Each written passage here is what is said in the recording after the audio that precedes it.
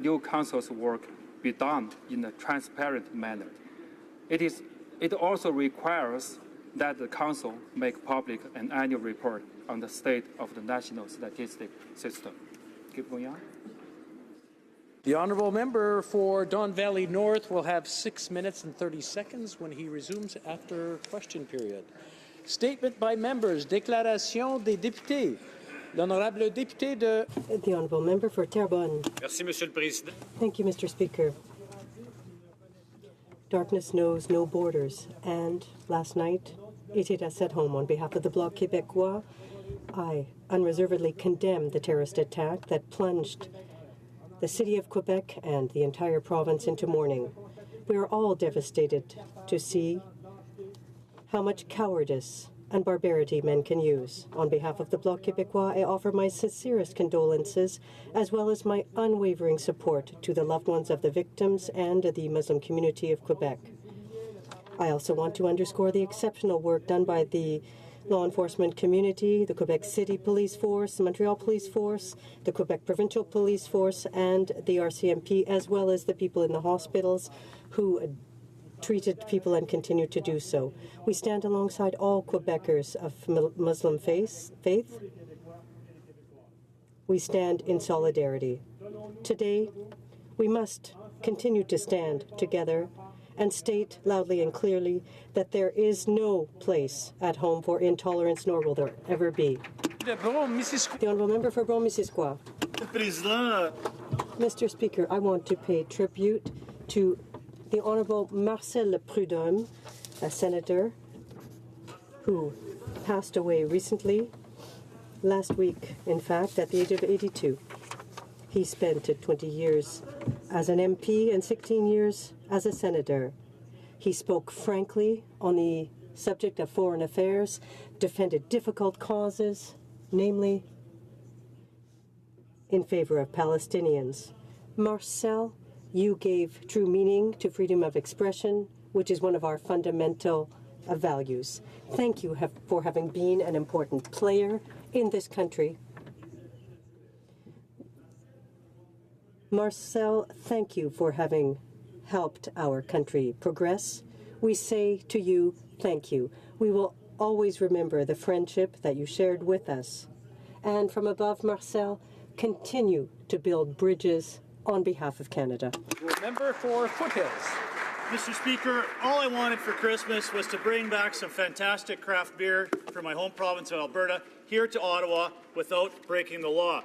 But government interference in interprovincial trade has weakened the Canadian economy and impeded consumer choice. A Senate study states barriers to internal trade cost the Canadian economy nearly $150 billion. Wow. In a new and uncertain world, freer trade amongst the provinces and territories will grow our economy. However, an agreement with dozens of exemptions like beer, wine, and cheese is not free trade. Conservatives want to see a full free trade deal benefiting all Canadian industries, not just a select few. Before endorsing a fake free trade agreement with the provinces, the Liberals must ask the Supreme Court for clarification on Section 121 of the Constitution, which states free trade is a constitutional right for all Canadians. Mr. Speaker, it's time to free the beer. It's time to free the Canadian economy. Honourable member for Long Range Mountains. Thank you, Mr. Speaker.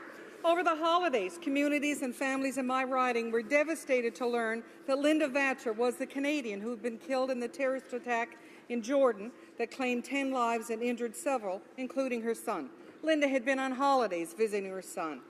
It became clear as the news of this cowardly attack and terrible tragedy spread just how many people Linda had touched throughout her life, especially in the communities of Burgeo and Cornbrook.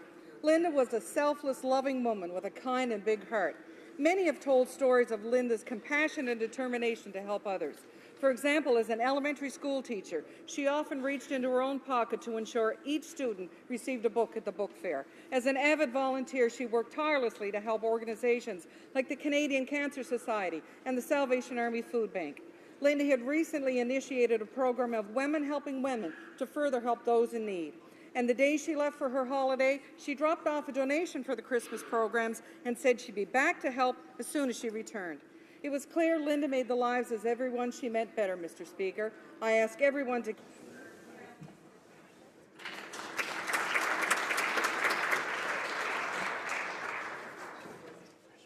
It is with heavy heart that I rise today and to honour my friend and hero, Larry Costello. Larry, a veteran of the Canadian Naval, passed away at the age of 92. Larry was a decorated veteran and respected soldier of the Canadian Navy who served 25 years of distinction and fought bravely in the Battle of the Atlantic, the longest engagement of World War II. His storied military career is only equaled by his fight to choose to take on his post-active service life as a tireless and determined advocate for veterans. Whether it was helping a specific group or organization or veteran, he was always up for the cause and served as a warrior, advocate, and champion. He executed this with dignity, grace, and dignity. I want to extend my deepest condolences to Goldie and the Costello family, and as well as friends, as well as the community. Life was exceptional with Larry. We have him as a role model. We thank him and his family for that. Member for Cambridge.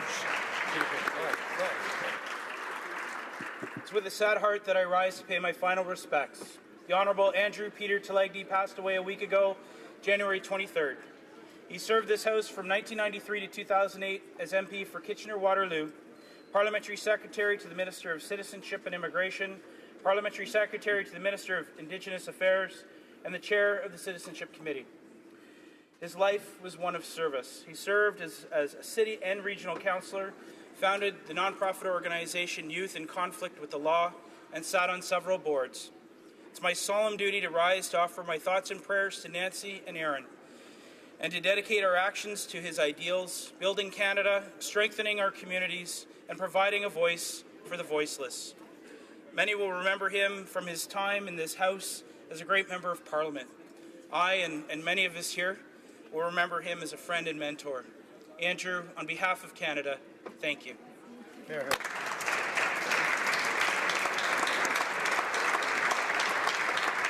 honourable member for Yellowhead. Mr. Speaker, Bill S-217, Wynn's Law, sponsored by the member for St. Albert, Edmonton, will soon be up for final debate in this House. Tragically, in January 2015, RCMP Constable David Wynn was killed and Auxiliary Constable Derek Bond was severely wounded by a career criminal who had been let out on bail because the prosecution did not disclose his criminal history to the judge. S-217 would ensure that judges have the relevant facts about an accused before granting bail. As members of Parliament, we have a moral duty to our men and women in uniform and to the communities we serve to ensure our criminal code adequately ensures justice is served. I urge all members of this House to join together in passing this much-needed legislation. Thank you, Mr. Speaker. The honourable member for Kildonan St. Paul. Today I rise to thank all Canadians. Since November 2015, I had the honour of serving Canadians as Minister of Employment, Workforce Development and Labour. It was my pleasure to work with the dedicated public servants in ESDC, and together we made history over the last year and a half. I'm proud to sponsor pay equity for federally regulated sector, sign Canada's ban on child labour, improve funding and job training for Indigenous people, help secure a settlement for Canada Post, and make education and training more accessible for Canadians. I'm excited to focus my energy on working for the people of Kildonan St. Paul. It's an honour to serve them here in Ottawa. Thank you, Mr. Speaker. The honourable member for Scarborough Rouge Park. Mr. Speaker, all this month, Canadians have been celebrating Tamil Heritage Month from coast to coast to coast. At the University of Toronto Scarborough campus, Tamil Heritage Month was marked by a $2 million endowment to the Tamil World Initiative by Dr. Ravi Kugadasan of Digital Specialty Chemicals. This generous gift will allow the university to expand Tamil studies, including digital archiving, scholarships, and a postdoctoral fellowship. Dr. Kugadasan came to Canada at the age of 18 with his parents from Jaffna, Sri Lanka. In 1986, he obtained a PhD in chemistry from UTSC and established Digital Chemicals, one of the top enterprises in Scarborough, currently employing 21 PhDs. What a way to mark Canada's 150th birthday and the first pan-Canadian Tamil Heritage Month celebrations by enshrining the study of the Tamil language, culture, and its people at one of Canada's top universities. I'm proud to welcome to Ottawa Dr. Ravi Kugadasan and Dr. Bruce Kidd, Principal of UTSC. The honourable member for Parry Sound, Muskoka.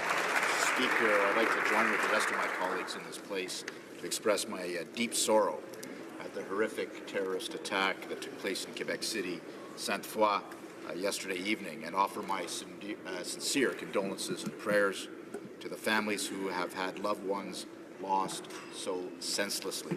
To those still fighting for their lives, we offer our prayers for strength. In my role as public safety critic for the official opposition, I want to take this opportunity to publicly thank my honourable friend, the Minister of Public Safety, for briefing me this morning on the situation as it was unfolding. As we condemn this act of violence and terrorism, we also reach out with compassion to the Muslim community of Quebec City and of all Canada. Places of worship and freedom of religion are sacred to Canadians, and we must stand against all those who oppose these enshrined values.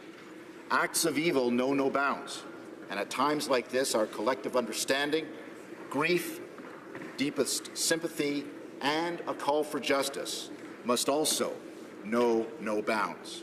We must stand together, and we will stand together, Mr. Speaker, and we will find those responsible for the murders, and they should be held to their fullest account. Thank you.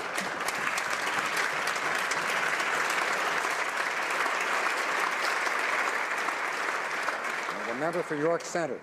Mr. Speaker, this past Friday was International Holocaust Remembrance Day, a somber anniversary when we remember the murder of over 6 million Jews at the hands of the Nazis during the Second World War. It's also a day when we recognize and remember the indomitable spirit of those who survived this evil and the thousands of Holocaust survivors who built new lives for themselves and their families in my riding of York Centre and across Canada. Their enduring legacy of courage and triumph of spirit must continue to inspire us to combat anti-Semitism and all forms of systemic racism in our communities and around the world. We must ensure that we never forget our obligation to stand up and speak out against hatred and prejudice wherever it rears its ugly head, as it did so tragically last night in Quebec City. We must all stand together in condemnation of this heinous act of terror and in support of the Muslim Canadian community. Thank you.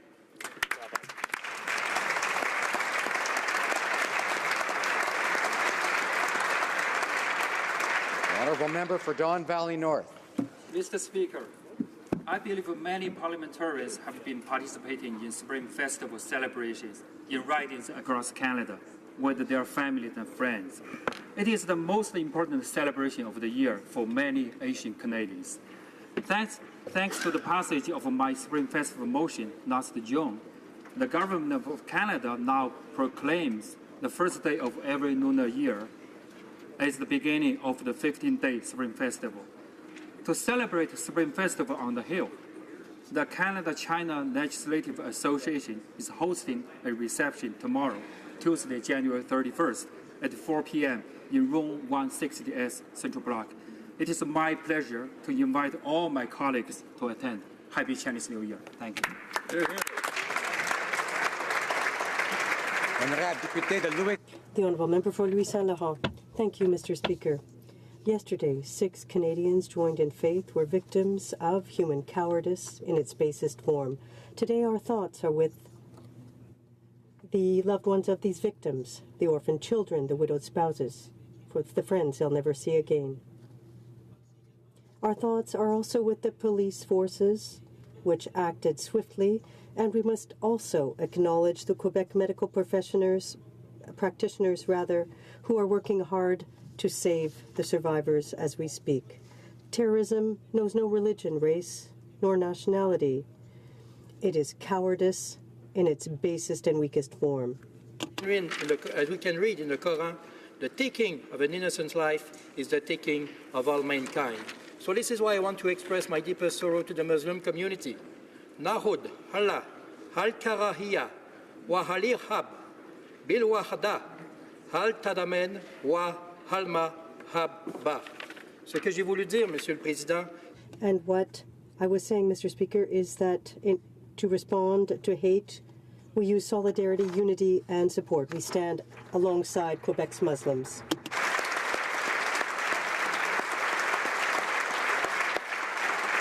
The honourable member for Parkdale High Park. Salam alaikum. The greeting for Muslims means peace be unto you. That peace was shattered yesterday in Sainte-Foy. The shooting at the Centre Culturel Islamique du Québec took the lives of several of our fellow citizens. This was not simply an attack on Muslim worshippers. It was an attack on the values that all Canadians hold dear.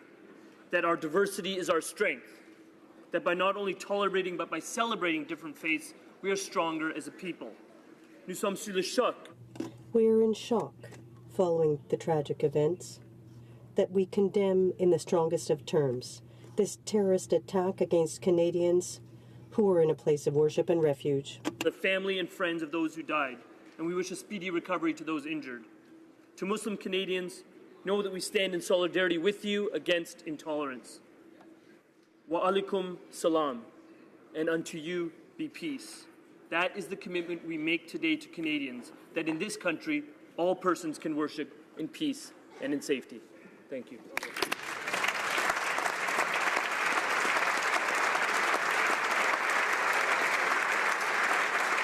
Honourable member for Vancouver East. Mr. Speaker, Canada is a rich and diverse country with a vibrant multicultural mosaic that reflects the faces of the world, and nothing brings culture and communities together than through love, compassion, and respect for each other. The Chinese community leaders co-organized the 44th annual Lunar New Year parade yesterday with tens of thousands of people from all walks of life taking part in celebration of the Year of the Rooster. The streets in Vancouver's Chinatown was an incredible array of colorful lions, spirited dancers, dragons, marching bands, and troops and Aboriginal drummers. The century-old cultural tradition wasn't just celebrated in Vancouver. Indeed, it was celebrated across the country in communities big and small. As we celebrate our nation's 150th birthday as well, let us also celebrate the contribution and strengths of the multicultural communities. Gong hei fa choi. Happy Lunar New Year to everyone and to all Canadians.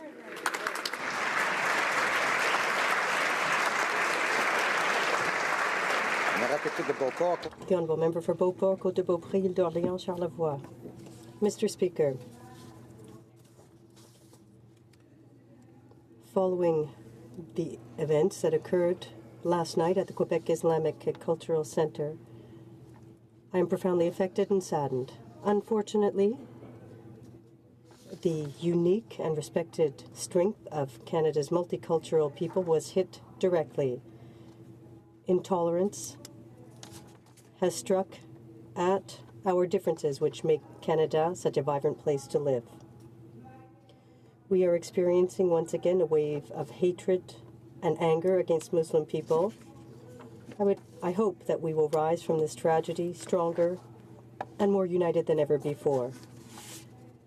To the Muslim community of Canada, more specifically the community in Quebec, know that our hearts are with you, regardless of our religious beliefs.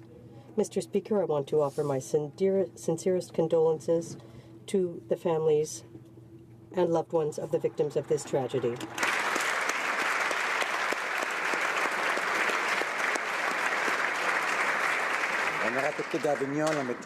The Honourable Member for Avignon, La Métis Matane, Matapédia. Mr. Speaker, yesterday horror struck at the Quebec City Islamic Cultural Centre in Sainte-Foy. A place of worship for the Muslim community, a place of refuge and meeting, was the theatre of a shooting that cost the lives of several people and injured many others. Lives were lost and families were broken. We unreservedly condemn this horrible crime. Our thoughts are with the victims, their families, their loved ones, the Muslim community, and everyone affected by this terrible tragedy. And in light of this senseless act, we must remember that we are all Canadians. Remember that our diversity unites us. It is our strength, regardless of our origin, the color of our skin, or our religion. Muslim Canadians are an important part of our national fabric. Horrible Actions like the ones that occurred yesterday have no place in our communities, our cities, or our country.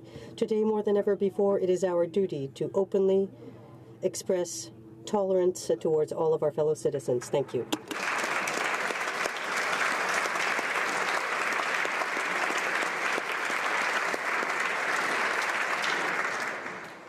Questions orales, oral questions. The Honourable Leader of the Opposition.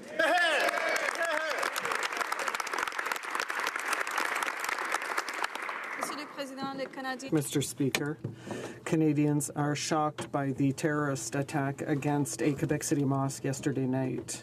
We offer our sincerest condolences to the families of the victims, and we wish a prompt recovery to those who are injured. All Canadians have the right to practice their religion. They should feel free to do so safely. The people who committed this horrific crime must be brought to justice. And we would like to thank the federal government. What will its response be?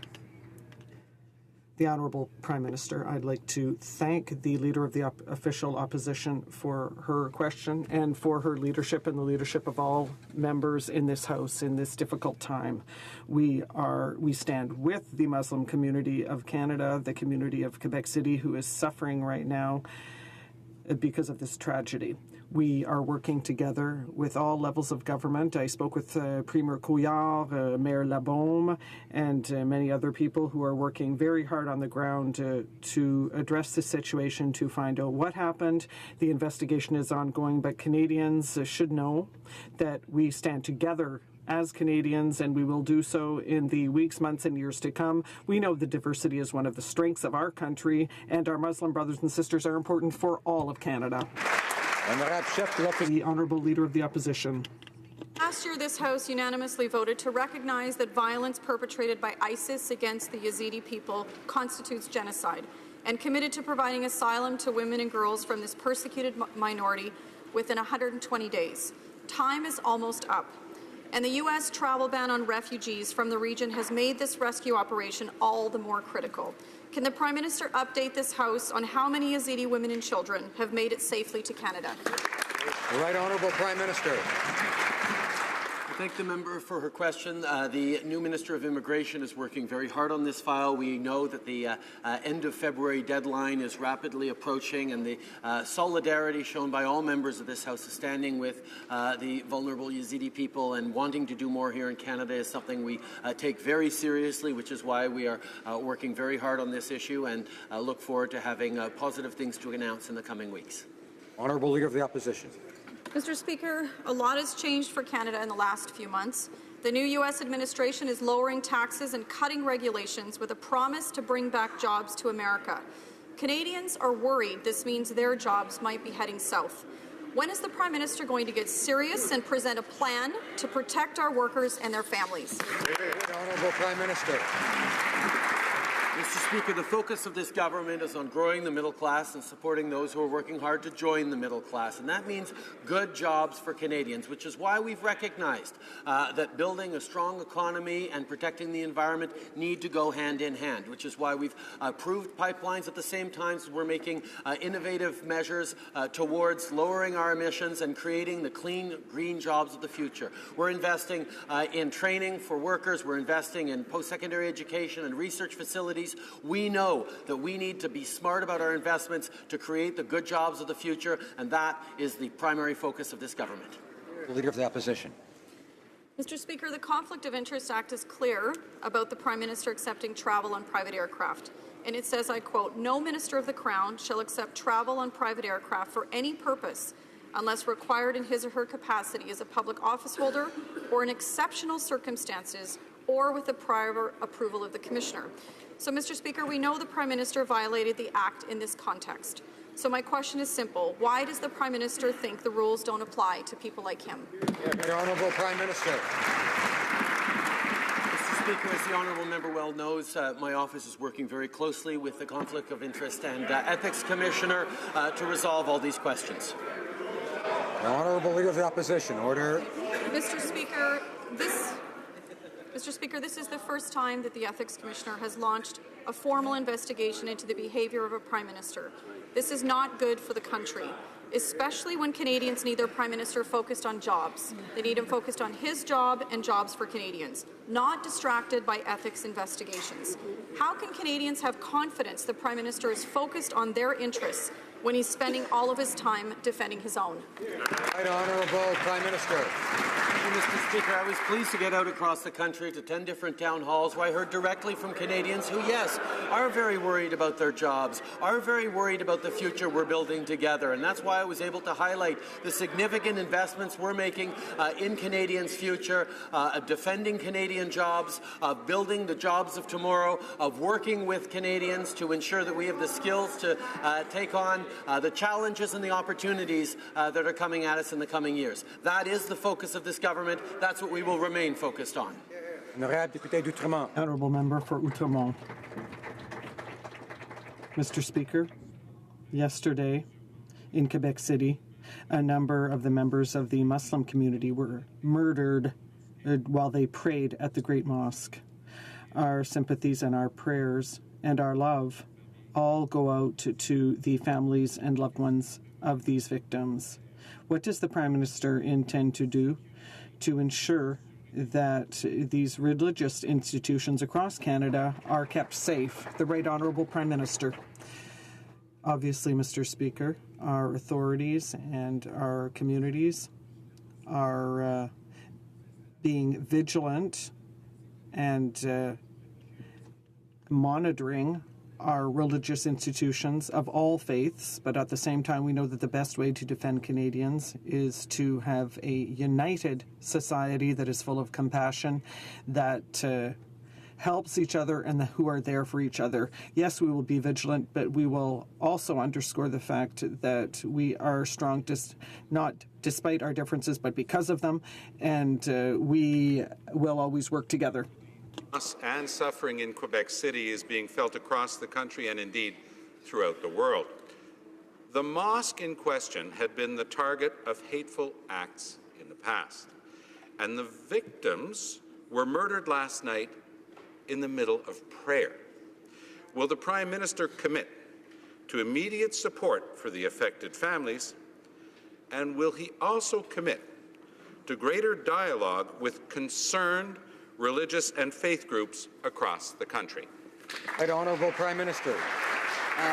Of course, Mr. Speaker, over the past hours, but indeed over the past months and years, all Canadians, all parliamentarians, not just of our party, have been very much engaged with faith leaders in their communities as MPs, as community leaders. We are very aware of the pressures of intolerance that exist within our country and around the world, and we know that opening dialogue, fostering understanding, reducing ignorance, and combating fear and division with unity and messages of positive and hope are the kinds of things that we need to do a lot more of, and I look forward to working with the member opposite and all. The Honourable Member for Outremont. Mr. Speaker, the American president has implemented a ban on all individuals from a number of Muslim countries.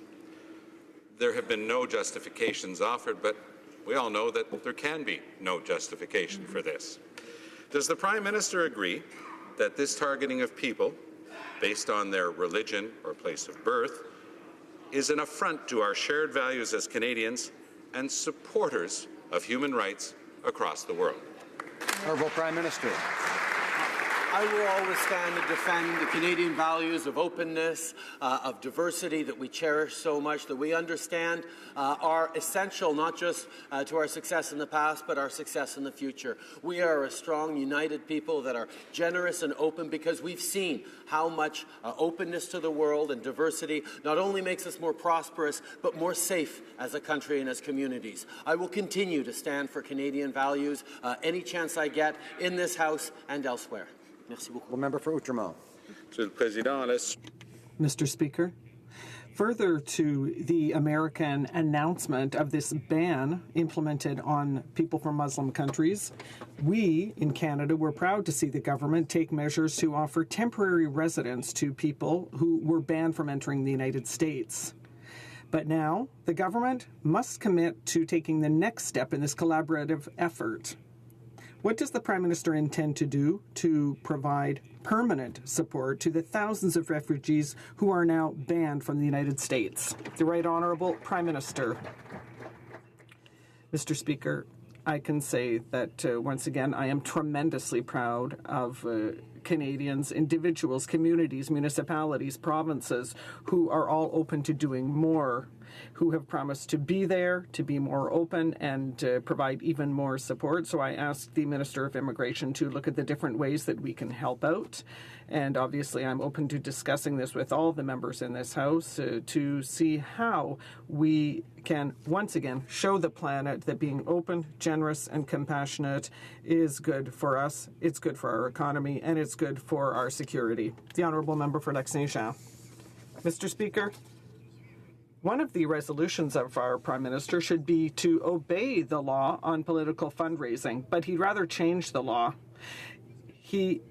This law needs to be respected. Does the Prime Minister commit to working for all Canadians and instead of just partisan work for the Liberal Party? Thank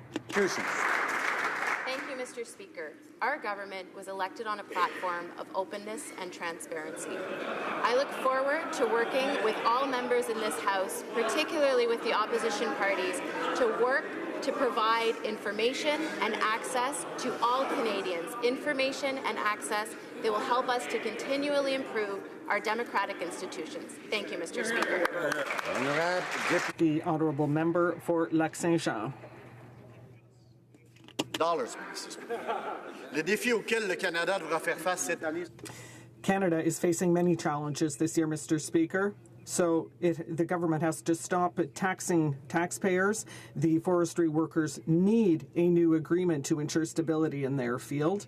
And obviously with free trade with the Americans, we need to preserve Canadian jobs. Mr. Speaker, will the Prime Minister stop changing the ethical rules that don't suit him? And finally, look after the Canadian economy and Canadian workers. The Honourable Minister of Foreign Affairs. Merci pour la question. Thank you for the question, Mr. Speaker. I want to talk about the softwood lumber agreement. As you know, it expired under the former government. Our government will staunchly defend the interests of workers in the forestry sector. We will continue to work closely with lumber workers and producers, and I want to emphasize the fact that we are seeking a good agreement for Canada, not just any accord. It has come to the Prime Minister's attention that the Prime Minister has been breaking the Prime Minister's own ethical rules. So now the Prime Minister is creating new rules for the Prime Minister to follow so that the Prime Minister will no longer appear to be breaking the Prime Minister's rules. Can the Prime Minister please confirm? Honourable Minister, Democratic Institutions. Thank you, Mr. Speaker. Our government is taking concrete action to provide more openness and transparency to Canadians. We restored the long-form census. The Prime Minister made mandate letters to ministers public. We unmuzzled government scientists to talk freely about issues like climate change. And the Prime Minister just concluded an open town hall tour. 10 town halls, 7 provinces, 12,000 Canadians. We will continue to take action to make government and all aspects of our democracy more open and transparent.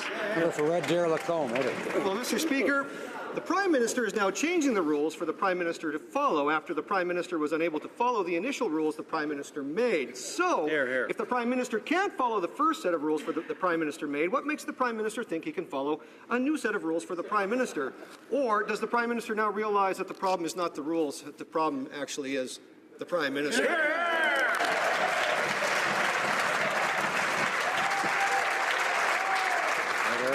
Honourable Minister of Democratic Order. The Honourable Minister of Democratic Institutions. Thank you, Mr. Speaker. I'd like to restate that the Prime Minister just did something unprecedented in Canadian history.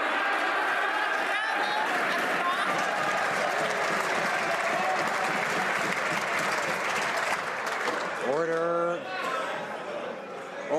let's start the new year with decorum and proper respect for each other and for this place.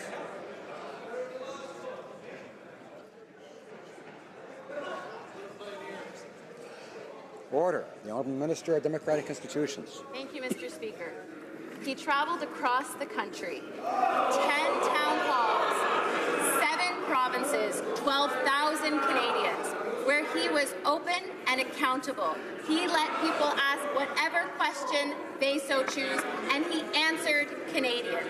That is something that we are incredibly proud of on this side of the House, engaging with Canadians, listening with Canadians, and being open and transparent. The Honourable Opposition House Leader. Mr. Speaker, Section 12 of the Conflict of Interest Act says that no minister, including the Prime Minister, should accept travel on private aircraft except in exceptional circumstances. I don't think a holiday to the Bahamas is the exceptional circumstance. But, Mr. Speaker, this Prime Minister seems to have no regard for the rules or even the law. So we ask again, and we ask him to answer Canadians today. Why does the Prime Minister think the rules around travel in private aircraft don't apply to people like him? The Honourable Government House Leader. Mr. Speaker, as it is my first time standing in this House for this year, I would like to welcome back all members of Parliament, and I look forward to working with each and every single one of them on behalf of Canadians. And as was previously stated, the Prime Minister was on a personal family vacation with a long-standing friend. The Prime Minister has known the Aga Khan ever since childhood. The Prime Minister will answer questions the Commissioner may have. Thank you, Mr. Speaker. The Honourable Opposition House Leader. Order. Well, he either didn't know the rules, which doesn't make any sense, or he blatantly broke them, and he needs to tell Canadians which ones of those he did. Now, Mr. Speaker, the Ethics Commissioner, the Lobbying Commissioner, the Privacy Commissioner, even the Languages Commissioner have placed this Prime Minister and his Liberals under investigation. Now, that is unprecedented. As we saw, Mr. Speaker, from HoC Carvo's sentencing last week, the Liberals have a history of breaking the rules. And sadly, this Prime Minister is no different. Does the Prime Minister not understand that there are consequences to breaking the law? And why in the world is he putting his own personal gain against the highest office? Honourable Government House Leader. Mr. Speaker, this government always follows the rules, and as the Prime Minister has stated, we will answer any questions that the Commissioner may have. We will always work with the Ethics Commissioner. We will always work with every office in this place to ensure that we provide the information necessary, to ensure that we work hard on behalf of Canadians. Thank you, Mr. Speaker. Député de Laurier-Sainte-Marie. Honourable Member for Laurier-Sainte-Marie. Mr. Speaker, here's a very simple question for the Minister of Foreign Affairs. Has the government expressed to the U.S. authorities its concerns regarding the Trump administration's decision to ban citizens of 7 Muslim-majority countries from entering the United States? Thank you, Mr. Speaker. Honourable Minister of Foreign Affairs. Thank you, Mr. Speaker. I would like to thank the member for Laurier-Sainte-Marie for her question, and I hope that we will be able to work productively together, because I have a great deal of respect for that member. I would also like to begin by extending my condolences to the victims of the shooting yesterday in Quebec City and their families. We are all against such terrorist attacks, and as Minister of Foreign Affairs, it is my duty, it is my job to work for our economic interests and at the same time to always affirm our Canadian values. Canadians are alarmed and outraged by President Trump's immigration and travel ban. Inscribed on the Statue of Liberty are the words, "Give me your tired, your poor, and your huddled masses." But now it falls to other nations to step up and provide shelter to those fleeing violence and persecution. Canadians are staunch defenders of human rights who reject a ban based on race, religion, or place of birth. Will Canada do its part and immediately lift the 1,000 application cap on privately sponsored refugees? Honourable Minister of Immigration. Mr. Speaker, the 1,000 cap on refugees only applies to group of 5 members. There's other avenues, sponsorship agreement holders and others, where the honourable member must know that you can use to sponsor privately sponsored refugees. Our immigration levels plan for 2017 includes a historic level of 16,000 spots for refugees, and that is something that we can be very proud of. Thank you. Honourable member for Louis Saint Laurent. Mr. Speaker, a few hours before Christmas, on December 23rd, the Minister of Finance published a document that concludes the following. If nothing changes, Canada is headed straight for a debt of $1.5 trillion in 2050. And if nothing changes, well, we'll return to a balanced budget, you know when? 2055. So the Liberals have missed their target by 36 years. So you're going to be sending your bill to your children and grandchildren. Is that right? So for the 15th time, I'm calling on the Minister of Finance to answer, when will we return to a balanced budget? The Honourable Minister of Finance. Mr. Speaker, experts say that our economy is viable for the long term. But at the same time, we know that it is important to make investments in the future to improve our level of growth. The report says that we must be prudent with our investments to be sure that we can grow the economy for now and for the future of all Canadians. Député Louis Saint Laurent. Honourable member for Louis Saint Laurent. Once again, Mr. Speaker, the minister is showing that there is no plan to return to a balanced budget, but he does have a plan to throw a spanner in the works of our business people because they want to levy a liberal carbon tax and new taxes on health and dental benefits. And at the same time, the people in the United States, they're lowering taxes on workers and businesses. Why is this government neglecting the Canadian economy so badly? The Honourable Minister of Finance. Mr. Speaker, with regard to taxes, we want to be clear with Canadians. We want a system that works for middle-class families and those working to join it. We need a system that is fair for all Canadians, and that is what we did with a reduction, a tax break for 9 million Canadians at the beginning of our mandate, and we will continue with our program to ensure that our system is fair, responsible, and effective. The Liberals seem to have something against workers earning just $45,000 a year. Such a worker does not earn enough to get anything from the so-called middle-class tax plan, but he does qualify for new carbon taxes on gas, home heating, and electricity. And today, a Dental Association report showed that a worker earning $45,000 a year would pay $1,200 under the new Liberal plan to tax health benefits. What has this government got against people earning just $45,000 a year? The Honourable Minister of Finance. Mr. Speaker, the very first thing our government did was lower taxes on 9 million Canadians. We know that it's important that we have a system that's fair, that's efficient, and that's responsible. We announced in Budget 2016 a review of our tax system to make sure that it is just that. We'll continue on this and ensure Canadians that we will come up with a system that is fair, that's responsible, and that's efficient so that we can have a system that works for all Canadians. Member for Carleton. Fair. He thinks it's fair that he has a middle-class plan that doesn't give anything to people earning just $45,000 a year, a plan that forces such a worker to pay higher taxes on home heating, gas, electricity, and maybe even lose his job because the employer can't afford that tax. And now a new tax on health benefits that could force that family to have to buy its own private supplementary plan, which would cost thousands of dollars. In what universe is such an approach fair to the middle class? Honourable Minister of Finance. Speaker, on this side of the House, we think it's important to consider the real facts. The real facts are that 9 million Canadians had their taxes lowered last year. The real facts are that the Canada Child Benefit helped 9 out of 10 families with children with more money in their pockets, significantly more money, on average $2,300 after tax. Mr. Speaker, we will move forward with the review of the tax system to make sure that we continue to make a difference for Canadians, middle-class Canadians, and those people that are working hard to get there. The Honourable Member for Belleuil-Chambly. Mr. Speaker, not even a week in and already the new President of the United States has announced that he is in favour of using torture.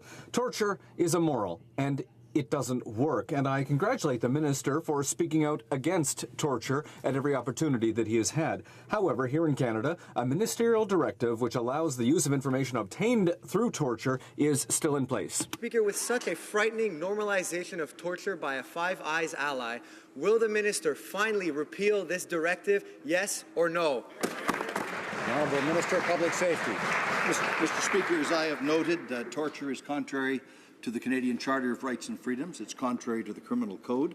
It's contrary to virtually all of the international treaties and conventions to which Canada is a party. Most importantly, torture is found to be abhorrent by Canadians, and we reject it. The ministerial directives that issued previously, as I've indicated many times in this House, are under review to ensure that they are consistent with the policies and practices of the Government of Canada. The Honourable Member for Rimouski, Nejet-Témiscouata-les-Basques. Mr. Speaker, we're also thinking about the people of New Brunswick who are still dealing with the consequences of the ice storm that has left 133,000 homes in the dark. Many still don't have electricity, heating, or other necessities. 2 people have died of carbon monoxide poisoning, and another 7 have been severely injured. The Premier of New Brunswick asked on Friday for help from the Canadian Armed Forces, and they've just arrived, among others, in Miscou and Lamec today. Can the Minister of National Defence please explain why it took 3 days after the formal request for the troops and for the troops to be sent in? Defence. Mr. Speaker, whenever time a disaster strikes the Canadians, the Canadian Armed Forces are always ready to help. There's a system in place to allow for the provinces to do their own assessment. We're always ready and prepared to provide support. And as soon as the request was made and the response was there, and we have right now 200 members of the Canadian Armed Forces proudly helping Canadians. Thank you, Mr. Speaker. The Honourable Member for Miramichi-Grand Lake. Mr. Speaker, and as was said by my colleagues across the aisle, last Wednesday, January 25th, the East Coast, mainly New Brunswick, was hit with its worst ice storm in history, and thousands of homes and business, including many from coastal and First Nation communities, are still without power today. Canadians who have already faced similar circumstances understand the devastating effects and the fear that people are feeling faced with this disaster. The situation is critical, Mr. Speaker, and conditions are going to get even more difficult as the mercury drops in the days to come. Please update this House on this emergency situation. Thank you. The Honourable Minister of National Defence. Mr. Speaker, our thoughts and prayers are with the people of New Brunswick who have suffered the impacts of this storm, and particularly with the friends and family of those who have lost their lives.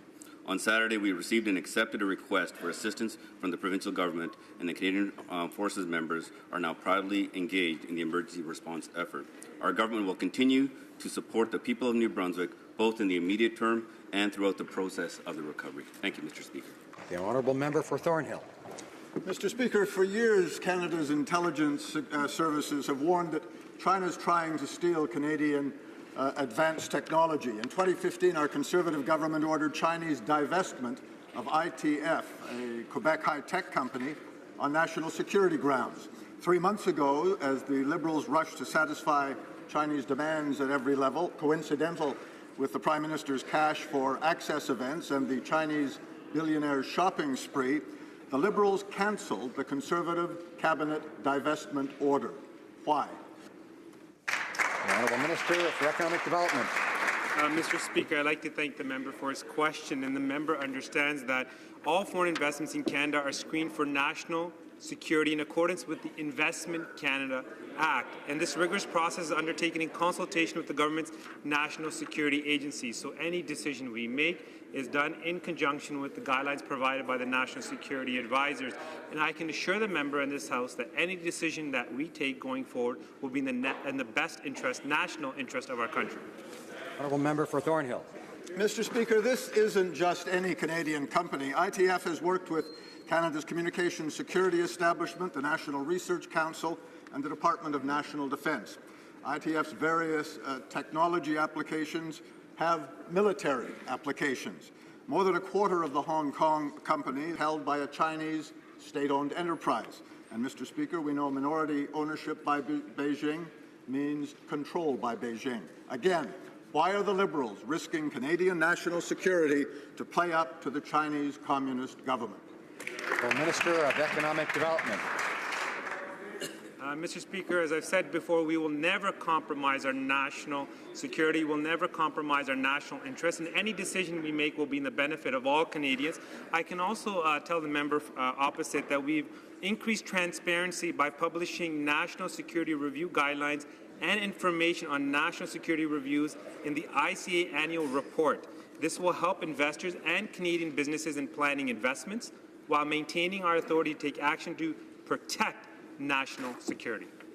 Honourable Member for St. Albert, Edmonton. Mr. Speaker, last week when the Prime Minister was asked at a town hall why the Liberals oppose Wynn's Law, he said he didn't know anything about the bill. A bill that has been before Parliament for more than a year and that his cabinet presumably has vetted. So, it begs the question, just how many other decisions of his cabinet is the Prime Minister in the dark about? Honourable Minister of Justice. Thank you, Mr. Speaker, and certainly with respect to Wynn's Law or the public members bill that the member is referring to, we want to acknowledge and recognize the suffering that has been caused with respect to the loss in Alberta. And we are committed to reforming the criminal justice system to improve the efficiencies and the effectiveness of that system. We recognize that there is a need for information at bail hearings, and we are committed to the objectives of this bill. That is why we're working very collaboratively with our partners in the provinces and territories, the steering committee, to ensure the efficiency. The Honourable Member for St. Albert, Edmonton. Mr. Speaker, the Prime Minister incredibly said that he was at a disadvantage when it comes to learning the facts about Wynn's Law. Yeah. You know, Mr. Speaker, who was at a disadvantage? Constable David Wynn was at a disadvantage when he was shot and killed by someone who shouldn't have been on the streets and wouldn't have been on the streets had Wynn's Law been the law. So now that the Prime Minister is in the loop, will he do the right thing and pass Wynn's Law? Honourable Minister of Justice. Thank you, Mr. Speaker. And again, I'm pleased to stand up to speak about the mandate that the Prime Minister has given me to reform comprehensively the criminal justice system, to improve the efficiencies and the effectiveness of the criminal justice system, including bail reform. I acknowledge the honourable colleague across the way for his involvement and his commitment to ensure that we improve the effectiveness. This is exactly what we're doing, working with the provinces and territories, working with stakeholders, working with a steering committee that is focused specifically on assisting us with bringing forward substantive solutions, and we will move forward in due course. Honourable Member for Abitibi, Bay James, Nunavik, EU. Mr. Speaker, the Prime Minister has clearly shown the extent to which he is disconnected from the real needs of Indigenous youth. The priority of young people isn't their canoes, Mr. Speaker, but rather fair and adequate services. My question is very simple. When will the government finally respect the decision from the Canadian Human Rights Tribunal and our unanimous motion in this House and immediately invest the $155 million that are needed? Honourable Minister of Indigenous Affairs. Mr. Speaker, we are committed to completely reviewing all First Nations Child and Family Services. We have invested $635 million over 5 years, and we are determined to work with First Nations, the provinces, and agencies to see real reform for the well-being of all children. The money is still not flowing, Mr. Speaker. My constituents are also concerned that the Enhanced Service Delivery Program will end in March. Hundreds of youth benefit from this program, giving them important job skills. Let's face it, Mr. Speaker, that's not what First Nation youth want. According to Indian Affairs, an assessment of the program should have been completed last year. It is now 2017. Will the minister commit to ongoing funding so that Northern youth are employed? Honourable Minister of Indigenous and Northern Affairs. Thank you for the question. And as you know, listening to youth, it is hugely important that they want the skills to be able to participate in the economy, but they also want the language and culture, and they want to be back in touch with the land and to be able to be proud Indigenous people. We will work on both fronts to make sure that happens. Well, member for Markham Unionville. Mr. Speaker, my question is very simple. has the Government of Canada received in writing from the American government that the U.S. travel ban on the citizens from affected 7 countries will not affect Canadians with dual citizenship and permanent residency traveling to the U.S. Thank you, Mr. Speaker. Honourable Minister of Immigration. Canada continues to be a welcoming country to newcomers, including those refugees fleeing persecution and war. U.S. authorities have assured us very clearly that anyone with a Canadian passport and Canadian permanent resident card holders will be allowed entry to the United States. We continue to monitor the situation closely and work with our American counterparts, but Canada continues to remain open and view immigration as a key ingredient in our economic success. Thank you. Well, member for Calgary-Nose Hill. Mr. Speaker, the private-sponsored refugee program uses donations from Canadians to support refugees, which means that we don't need to rely solely on taxpayers to help those who are in need. The Prime Minister's weekend tweet did absolutely nothing to explain his decision to prevent privately sponsored refugees from being admitted to Canada this year. So with over 45,000 PSR applications in the queue, why is the Prime Minister limiting the generosity of private sponsorship groups and shifting the responsibility solely to taxpayers? Honourable Minister of Immigration. Thank you, Mr. Speaker. I'm glad the honourable member asked that question because it gives me an opportunity to clarify some of the confusion around this. 2016 was an unprecedented year for our country. We welcomed more than 40,000 Syrian refugees from November 4th, 2015, and we're proud of that record, Mr. Speaker. Wait times for privately sponsored refugees continue to balloon under the previous government. We intend to take action against that. Our immigration levels in 2017 create 16,000 room allocations for privately sponsored refugees, which is triple what the previous government created under the administration. Calgary-Nose Hill.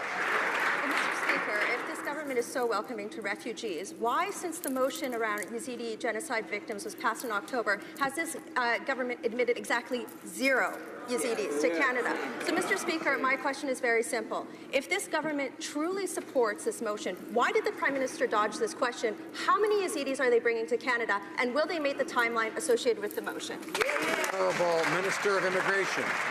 Mr. Speaker, our government has been recognized widely as being a great government for welcoming and creating and resettling refugees from across the world. We are committed and proud of the fact that all members in this House supported the resettlement of victims and survivors of Daesh. We have a plan that is underway. Our operation is underway. We're committed to meet that goal, and we'll be providing an update to this House in the near future. The member for Thunder Bay, Rainy River. Mr. Speaker, last week the Minister of Employment, Workforce Development and Labour and I were pleased to reopen one of 9 Veterans Affairs Canada's office closed by the previous Conservative government. The nearly 1,700 veterans in our region can now be served by Veterans Affairs staff who will now provide restored service and access and benefits to veterans where they need them and when they need them. This is not just a gain for Thunder Bay, but for all of northwestern Ontario. Can the Minister of Veterans Affairs give the House an update on office reopenings? Honourable Minister of Veterans Affairs. I am extremely proud to be reopening doors that were previously closed to veterans and their families. Veterans have selflessly served our country, and our government is recognizing their service by enhancing financial benefits, restoring and expanding access to critical services, not just in Thunder Bay, but in Corner Brook, Brandon, Sydney, Kelowna, Saskatoon, Charlottetown, where we also will open offices. We will open 3 more offices in Windsor, Prince George, and Surrey, BC, all by May of 2017. We're getting it done, Mr. Speaker. Member for Kamloops, Thompson, Caribou. Mr. Speaker, the Prime Minister stated that he knew better than the Chiefs, and the top priority for Indigenous youth was a place to store their canoes and paddles. That's unbelievable. We have a suicide crisis. We had 2 12-year-olds from Saskatchewan who took their lives. Our committee has traveled across the country with panels listening to the youth. They've talked about safety, they've talked about security, they've talked about education and hope. Canoe storage came up 0. Will the Prime Minister retract these condescending and out-of-touch comments? Honourable Minister of Health. Mr. Speaker, any loss of life is a great tragedy, and it grieves us when we hear about young people, Indigenous young people, taking their lives. We know that the roots of the suicide crisis amongst Indigenous youth are deep and complex, but we are working with our partners, the Indigenous leaders and provinces, to make sure that we have supports for people. Our government has invested $69 million to make sure there will be 24 mental wellness teams as well as crisis support teams. We will continue to support these youth and put an end to this crisis. Member for Churchill-Kiwatanuk-Aski. Mr. Speaker, Canadians are increasingly worried about their economic situation, and this is tied to the emerging crisis of precarious work that we're facing in our country. While the economy is staggering, this government is failing to protect and create good, full-time, permanent jobs. They've also failed to react to this crisis and instead prefer to tell Canadians to just get used to it. Canadians deserve a government that will fight for good jobs. So when will they show leadership, stand up for Canadian workers, and fight for the good jobs that they deserve? Honourable Minister. Well, thank you, Mr. Speaker. And our government knows that our prosperity relies on young Canadians getting good jobs and contributing to the economy in the most full way. And that's why we're investing historic amounts into ensuring that young people have the diversity of skills to bring forward new ideas, new talent, and new creativity to the emerging workforces of Canada. I look forward to working with the member opposite on a plan. Thank you. Honourable Member for Brampton North. Last year, small businesses and nonprofits in my riding of Brampton North hired 134 students through the Canada Summer Jobs Program. Can the Minister of Employment, Workforce Development and Labour tell this House how many jobs across Canada have been created for young Canadians this year? The Honourable Minister of Employment. Well, thank you, Mr. Speaker, and I'd like to thank my colleague from Brampton North for her question. And we know that it's important for young Canadians to have access to opportunities to gain the skills that they're going to carry forward into their careers. And that's why I'm so excited to say that we're again supporting small businesses, not-for-profits, public sector employees, and small businesses, as I said, to hire young Canadians this summer through the Canada Student Job Program. So I encourage all employers to apply for funding at canada.ca, and the deadline is Friday. Thank you very much. The Honourable Member for Beauport, Côte de Beaupré, Île-d'Orléans-Charlevoix. Mr. Speaker, 2 events took place in January where the Prime Minister should have answered a question in one language, but instead he answered in the other language. The Prime Minister showed his well-known arrogance and his lack of respect for the people of Canada and for official languages. I ask for a public apology on behalf of linguistic minorities across the country for his clear lack of respect for them. The Prime Minister, will he apologize and respect Canada's official languages? The Honourable Minister of Canadian Heritage. Our Prime Minister is a great defender of official languages, and that's why he gave me the strong mandate to support him on that issue. Official languages are a priority for our government, and beyond words, we have acted. And that's why we brought back the Francophone immigration program. We have also committed to appointing bilingual Supreme Court justices. We have also brought back the Court Challenges program. Those aren't just words, those are actions. And we are also coming forward with a new 2017 Official Languages Action Plan. The Honourable Member for Rivière-du-Nord. Mr. Speaker, the Liberal government will table a bill to legislate its $1,500 fundraising cocktails, which allow privileged access to the Prime Minister. But this bill isn't going to fix anything. There's nothing to end the undue influence of bagmen, nothing as well to end privileged access for rich lobbyists who have $1,500 to invest in a Liberal cocktail. The Liberal proposal, Mr. Speaker, is to advertise their fundraising activities. When will the Liberals realize that it's not by advertising privileged access to the Prime Minister at $1,500 that that's not going to make it more ethically correct? The Honourable Minister. Merci, Monsieur le Président. Thank you, Mr. Speaker. We believe that Canadians need to be more informed in a more open and transparent manner concerning political party fundraising activities where ministers, leaders, and candidates for leadership are present. And we will table a bill to that effect, and I'm very happy to work with all parliamentarians to ensure that political fundraising is more open and that it be more accountable. Thank you. The Honourable Member for Bécancour, Nicolas Sorel. Mr. Speaker, a month ago, a cocktail with the Prime Minister for Chinese investors who wanted to advance their interests cost $1,500 a ticket. Today, with the Liberals' bill, this will continue. There will be a report, it will take place in a public place, and it'll be advertised. But other than that, nothing will change. Instead of encouraging voter cynicism, will the Minister of Democratic Institutions take inspiration from Quebec, limit political donations to $500, and re-establish public funding for political parties through the per-vote subsidy? The Honourable Minister of Democratic Institutions. Thank you, Mr. Speaker. First of all, I would like to say that I am very happy to be in this position and to serve Canadians to improve our democratic institutions. Our government was elected on the basis of openness and transparency. Our government considers that it must be open and transparent with Canadians. Our government will make political fundraising more open and transparent, and I'm looking forward to working with all my colleagues on this issue. Thank you. The Honourable Member for Mirabel. Mr. Speaker, protectionist discourse from the Americans is very worrying, and Quebecers have the most to fear. Our regions are already suffering from the federal government's lack of a backbone faced with the United States. Diafiltered milk, softwood lumber, spent fowl.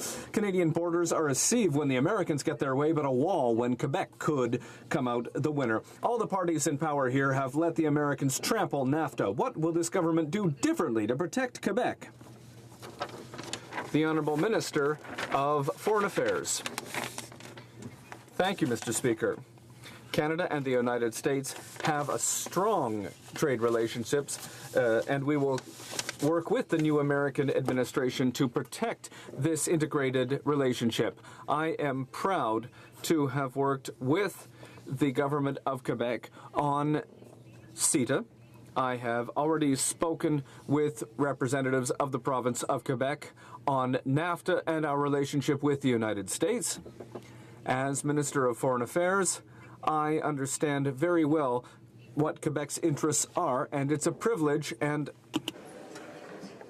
I would like to draw to the attention of honourable members the presence in the gallery of the Honourable Dave Levac, Speaker of the Legislative Assembly of Ontario.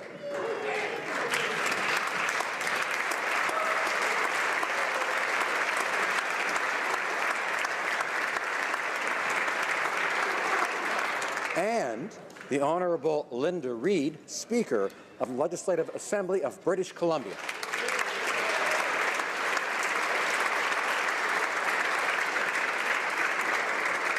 This will conclude question period for today.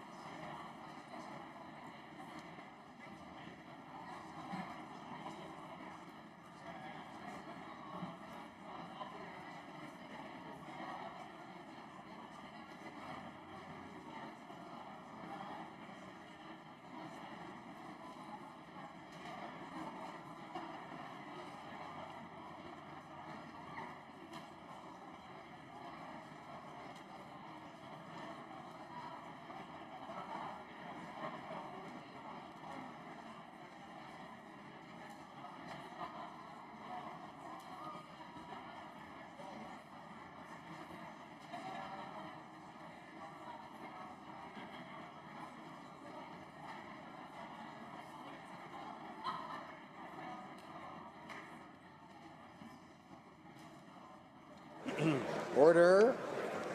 J'encourage les députés d'avoir le... I would encourage honourable members to hold their discussions outside of the House. Discussions outside.